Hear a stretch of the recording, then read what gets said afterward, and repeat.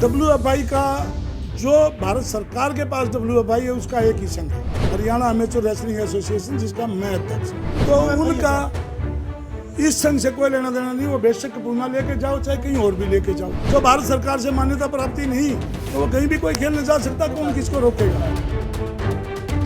Haryana amateur कुश्ती association में आपसी खींचतान रुकने का नाम नहीं ले रही है।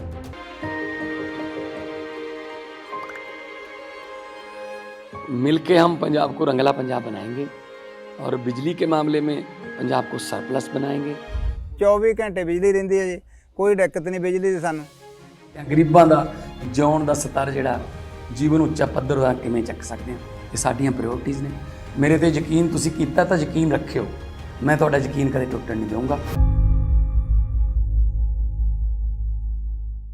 अब हरियाणा से दो कुश्ती संघ और दो अलग अलग अध्यक्ष सामने आने से विवाद और भी बढ़ गया है। आपको बता दें 14 जनवरी को बहादुरगढ़ में एजीएम की बैठक के बाद महासचिव राकेश ने रोहतास नांदल को संघ से बाहर कर उनके स्थान पर वरिष्ठ उप प्रधान रमेश पांचाल को कार्यकारी प्रधान बना दिया। वहीं अब बुधवार शाम को सोनीपत में हुई बैठक के बाद संघ के महासचिव राकेश कोच को एसोसिएशन से बाहर कर दिया गया है। हरियाणा में WFI का जो भारत सरकार के पास WFI है उसका एक ही संघ है, हरियाणा अमेचर रेसलिंग एसोसिएशन, जिसका मैं अध्यक्ष हूँ। फिर जो अध्यक्ष रमेश को बनाया वो कौन सी? वो खुद ही पेपर में ये लिख रहे हैं, हम जयपुर नहीं जाएंगे, हम पूना जाएंगे। आपके मीडिया के पास प्रूफ है, रिटर्न में उन्होंने स्टेटमेंट दी है, अब हम पूना जाएंगे, हमारा जयपुर से कोई लेना देना नहीं। तो उनका इस संघ से कोई लेना देना नहीं। वो बेशक पूना लेके जाओ चाहे कहीं और भी लेके जाओ, जो भारत सरकार से मान्यता प्राप्ति नहीं तो वो कहीं भी कोई खेलने जा सकता, कौन किसको रोकेगा। वो जयपुर में ही होंगे, वो पूना में नहीं होंगे, ये कंफर्म है। सीनियर के खिलाड़ी जो जयपुर में नेशनल हो रहा है, सीनियर वहीं से ही ओलंपिक के लिए टिकट मिलेगा। उनकी WFI उनकी पर्सनल है या WFI ये दो अध्यक्ष हरियाणा में? नहीं, वो उनकी WFI सस्पेंड है। वो कहे कि वो फर्जी बना रखी है एक तरह से। आप ये देखिए, भारत सरकार ने WFI को सस्पेंड कर रखा है, तो चाहे हम 10 नाम रख लें, उससे फर्क क्या पड़ जाएगा। हरियाणा की तरफ से जो रिप्रेजेंट होगी टीम, जयपुर के अंदर जो ऑथराइज टूर्नामेंट है, जो ओलंपिक के लिए टूर्नामेंट है, उसमें जो आज और कल ट्रायल हो रहे हैं, यहाँ से टीम बन के जाएगी।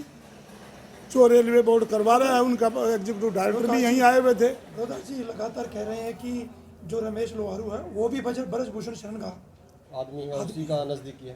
देखो, वो नज़दीकी या दूर है तो उसको ज़्यादा पता होगा ब्रजभूषण को या रमेश को। बाहुबली बता रहे हैं उसको भी। तो बाहुबली होने से तो इसमें जो जहाँ मान्यता प्राप्त है संस्था तो वही चलेगी ना। नेशनल तो जयपुर में हो रहा है, अगर वो पूना में करवा रहे हैं तो वो उनकी मर्जी है। फिर उनको फर्जी तरीके से अध्यक्ष बनाया गया क्या? मैं कह रहा जो वह मीटिंग ही अलाउड नहीं थी। जो राकेश को जो ऑलरेडी सस्पेंडेड है, सतपाल देसवाल जो मोहर लगा रहा है उनको, वो खुद सस्पेंडेड है, WFI सस्पेंडेड है। तो आप इससे अंदाजा लगा सकते हो। मैं इसमें विस्तार में बोलने की कोई जरूरत नहीं, क्योंकि मीटिंग ही वैलिड नहीं है। वहीं हरियाणा अमेच्योर कुश्ती संघ के अध्यक्ष रोहतास नांदल ने पत्रकारों से वार्ता करते हुए कहा कि राकेश कोच साल भर से संघ विरोधी गतिविधियों में शामिल रहे हैं। पहले उन्हें निलंबित कर अपना पक्ष रखने को कहा गया था, लेकिन अब सभी सदस्यों की सहमति से उन्हें संघ से बाहर कर दिया गया है। वहीं हरियाणा एमेच्योर कुश्ती संघ के अध्यक्ष रोहतास नांदल ने दावा किया है कि एडहॉक कमेटी द्वारा उन्हें मान्यता दी गई है और उन्हीं के खिलाड़ी सीनियर वर्ल्ड प्रतियोगिता में खेलेंगे और इसके अलावा ओलंपिक की तैयारी करेंगे, क्योंकि जिस कुश्ती संघ को भारत सरकार द्वारा भंग कर दिया गया है उसे प्रदेश अध्यक्ष बनाने का कोई हक नहीं है। जो उसके मीटिंग लेने आए हुए थे वो भाई कोषाध्यक्ष हैं सतपाल जी, 70 साल की उम्र है। उनको कहने से पहले खुद सोचना चाहिए। देखते हो निलंबित कोषाध्यक्ष है और उसके कोष के बगैर पैसा भी नहीं आएगा। मैंने हरियाणा में 4 नेशनल कराए हैं, जो भारत सरकार जिसके लिए नेशनल कराने के लिए ग्रांट देती है वो WFI के माध्यम से मिलती है ऑर्गेनाइजर को, मतलब यानी स्टेट को। उन्होंने आज तक, मैं ऑन रिकॉर्ड बोल रहा हूँ, जो 2 रुपये भी हरियाणा ओलंपिक को दे रखे हों, वो खुद कोषाध्यक्ष रहा है, पहले भी रब भी है। 2 रुपये भी अगर हरियाणा अमेचर को दे रखे हों तो फिर वो कह सकते हैं ये बातें। ऊपर से हर नेशन के लिए 6 से 8 लाख रुपए मैंने अपनी कंपनी के ऑन रिकॉर्ड से उनको दे रखे। रमेश को जिस WFI में हर बार हर नेशन के लिए 4 नेशन करा दे, चारों के।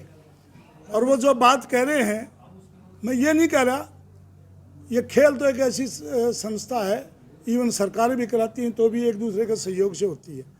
लेकिन हरियाणा सरकार से, भारत सरकार से या WFI से कोई पैसा मेरी संस्था में आया हुआ हो तो मेरे जनरल सेक्रेटरी भी यहीं बैठे हैं। मैं एक आदमी तो झूठ बोल सकता हूँ, क्या सुनता हूँ, लेकिन पूरा हाउस नहीं बोलेगा। यह हाउस यही है जो हमारे मेंबर हैं।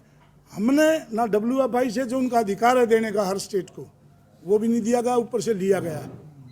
तो उन भाइयों ने जो कहा है, अब ये तो मुंह के सामने मैदान पड़ा है, कितना कोई किसी को लाछन लगा सकते हो। रमेश ने अध्यक्ष बनते ही बजरंग और विनेश पर तंज कसी है, उसको किस तरह देख रहे हो?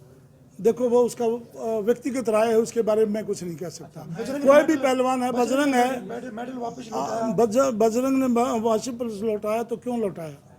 उसने पहलवानी खराब करने के लिए नहीं लौटाया। उसने ये कहा अब भाई जो कुश्ती की देख रेख पहले हमारे विचारों में गलत हो रही थी, लड़कियों के लिए शोषण हो रहा था, जिस बात पे आज तक क्लीन चिट कोर्ट से मिली नहीं है। हम ये नहीं कहते वो दोषी है, लेकिन इस तरह की एक्टिविटी करके अपने आप ही दोषी बन जाता है आदमी। भाई आप पहले अपनी उस चीज़ को जो ऑलरेडी पेंडिंग है उस मामले को तो क्लीन चिट आने दो। और रही बात बजरंग की, तो बजरंग ने कोई पहलवानी के खिलाफ नहीं लौटाया, उसने इस बात के लिए लौटाया अब भाई कुएं में से निकाल के गड्ढे में गिर रहे हो कुश्ती को, तो उसी को बना रहे हो दोबारा। जिस आदमी पे हमने विरोध किया था उसी को दोबारा फिर दे रहे हो। तो उनकी इस बात से लड़ाई थी, न कि भारत सरकार के मेडल से लड़ाई। बता दें कि कुश्ती में जारी विवाद के बीच हरियाणा एमेच्योर कुश्ती एसोसिएशन ने केंद्रीय खेल मंत्री अनुराग ठाकुर के नाम पर एक पत्र लिख डाला था, जिसमें राष्ट्रीय प्रतियोगिता में पहले 3 स्थान पर रहने वाली टीमों का कोटा बढ़ाकर अगली राष्ट्रीय प्रतियोगिता में उन्हें 2 टीम में उतारने की अनुमति देने की मांग की थी। भारतीय कुश्ती महासंघ के अध्यक्ष रहे बृजभूषण शरण सिंह के कार्यकाल से पहले यह प्रावधान था, लेकिन बृजभूषण के कार्यकाल के दौरान इस पर पाबंदी लगा दी गई थी। रोहतास नांदल ने दावा किया है कि उनकी मांग पर सरकार ने मोहर लगा दी है। अब जयपुर में होने वाली राष्ट्रीय कुश्ती मुकाबलों में हरियाणा की 2 टीमें हिस्सा लेंगी, जिसके विजेता खिलाड़ियों को ही ओलंपिक में जाने का मौका मिलेगा। अब देखना होगा कि मामला आगे क्या मोड़ लेता है। सोनीपत से सन्नी मलिक, पंजाब केसरी टीवी।